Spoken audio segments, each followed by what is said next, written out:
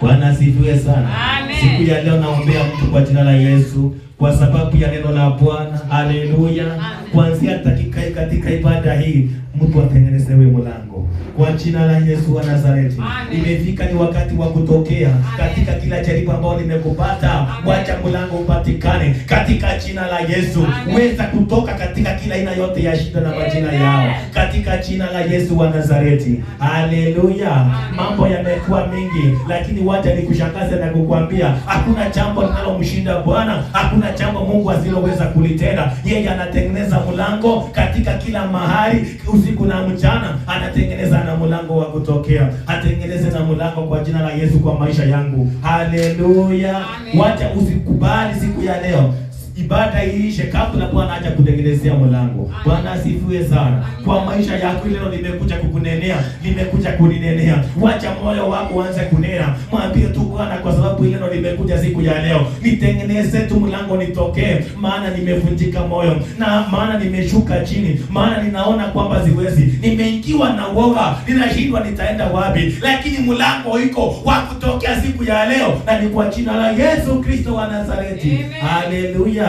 Wacha niwape mfano mmoja kwenye kitabu cha Ruth mlango wake wa kwanza, ukianzia mstari wake wa kwanza. Bwana asifiwe sana. Ni mfano na kutengenezea na kuambia mfano huu, wakati Mungu alitengenezea mtu mlango atokee aweze kufanya nini? Kustahimili. Bwana asifiwe sana. Amen. Kwa sababu hakuna jaribu linakuja bure. Kila jaribu linakuja na sababu, na mbele ya lile jaribu kuna ushuhuda. Bwana asifiwe.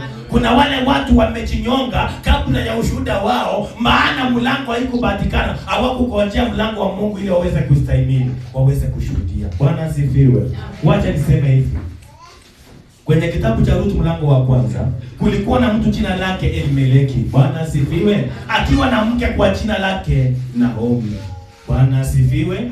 Walikuwa wa Moabu na wakaweza kusafiri kwa sababu ya njaa, wakaenda katika nchi nyingine, lakini kwa bahati mbaya ile nchi ambaye walienda walipitia mambo magumu sana. Lakini mtu jina lake Naomi ambaye alikuwa mke wa Elimeleki. Bwana asifiwe. Mungu aliweza kumtengenezea mlango wa kutokea aweze kustahimili. Ni kwa sababu yale aliyapitia, wengi wamekuwa wazimu wakiyapitia maneno kama yale. Bwana asifiwe. Kwa sababu huyu mpendwa alipoondoka na familia, yeye mwenyewe alikufa, watoto wake wakakufa, akabaki mke wake jina lake Naomi. Bwana asifiwe. Akiwa na wasichana ambao waliolewa kwake na wale vijana wake wawili, lakini ana mume na ana watoto. Hiyo ni hali ngumu. Leo hii watu wakipitia mambo kama yale, inabidi wadungwe mashindano ndio mawazo ifanye nini? Irudi chini. Kwa nini? Mlango wa kutokea. Bwana Yesu asifiwe. Kuna majaribu mengine inapopata mtu, inagharimu mkono wa Bwana utengeneze mlango mtu atokee ili aweze kustahimili. Bwana asifiwe sana. Huyu mpendwa alipitia mambo magumu. Na kupewa mfano kwa nini? Ni ili ujue kwamba kwa maisha yako, haleluya, hakuna jambo ambalo Bwana hawezi kulitenda. Anatenda kila jambo wakati utakubali mlango wa kutokea ufunguke kwa maisha yako. Bwana asifiwe sana. Wacha kukimbia haraka. Yeye Bwana ako na mlango wa shida zako kwa jina la Yesu. Amen. Bwana asifiwe sana. Wacha kuvunjika moyo, wacha kuomba kana kwamba utaweza tena. Unaweza kwa sababu Bwana anasema yeye ni mwaminifu. Haleluya. Katika lile jaribu atatengeneza na mlango wa kutokea. Kwa jina la Yesu. Atengeneze mlango kwa mtu siku ya leo. Bila alitengeneza wakati wa Naomi, wacha atengeneze kwa jina kula Yesu Kristo wa Nazareti. Kwa sababu yeye ni mwaminifu. Bwana asifiwe sana. Amen. Na hivi tunapoendelea, yule Naomi akiwa mahali pale penye alienda, wakati ameachwa na mume na watoto, ilikuwa ni wakati mgumu sana.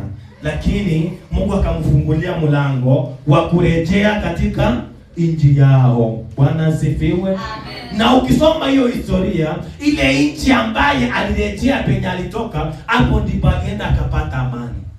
Bwana asifiwe. Hapo ndipo alienda kurejeshewa tena familia. Bwana Yesu asifiwe. Amina. Kupitia yule msichana ambaye alikuwa ameolewa kwake, mwenye alimfuata akamwambia mimi sitakuacha.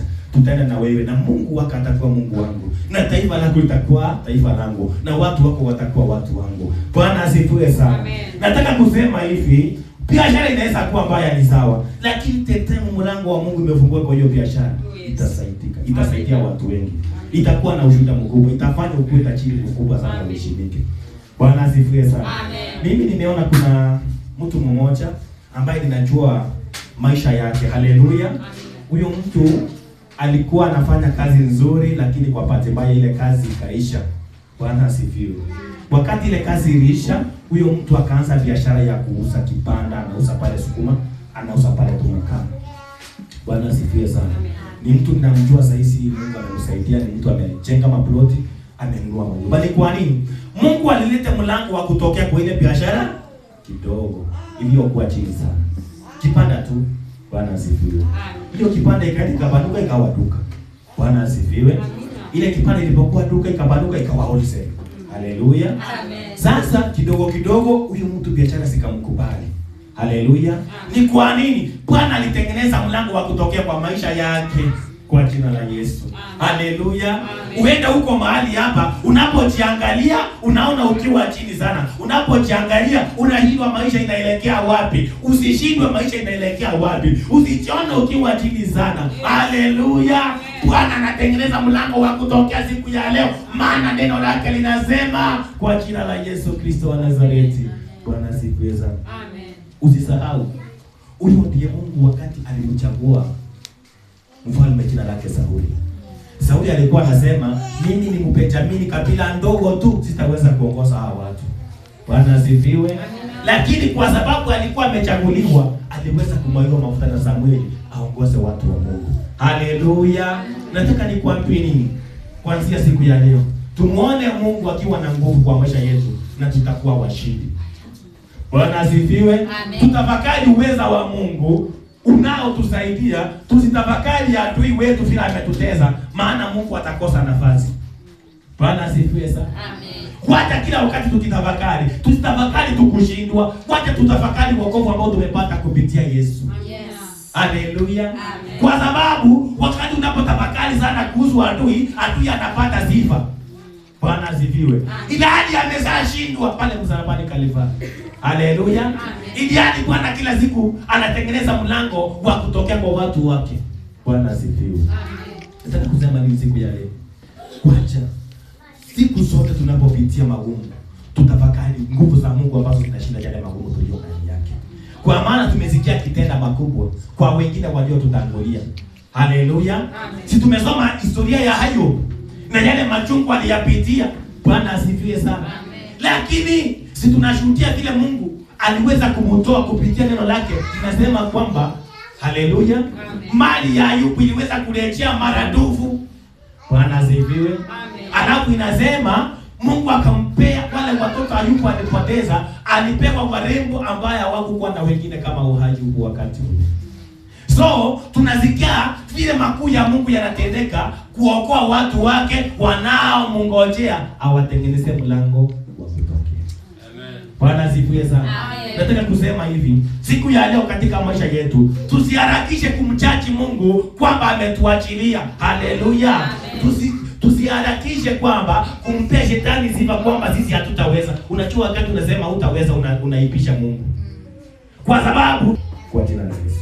So siku ya leo nawaombea kwa jina la Yesu wa Nazareti, kila mmoja wetu maisha yetu yatengenezewe mlango, kazi ya mikono yetu tengenezewe mlango. Haleluya. Maono yetu tengenezewe mlango katika huduma hii. Bwana atengeneze mlango kwa kanisa lake wa kutokea kuinuliwa kiwango kingine. Amen. Kwa jina la Yesu. Haleluya.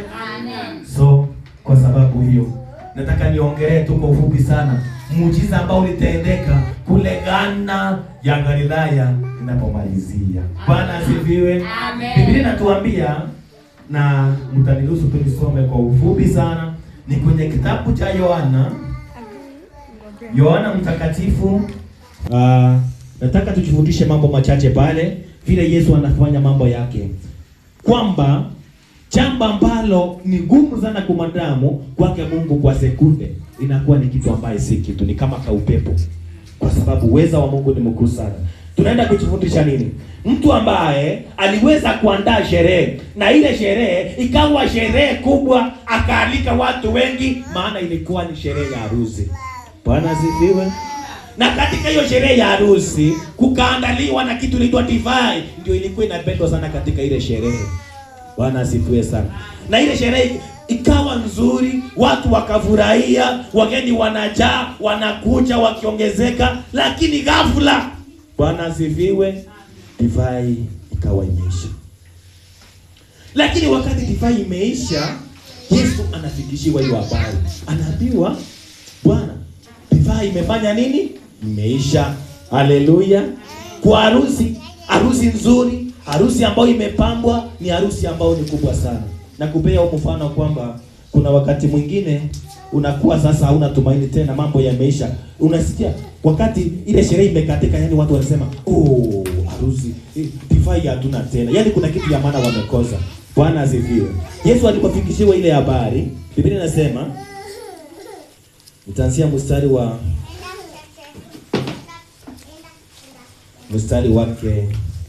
wa 7.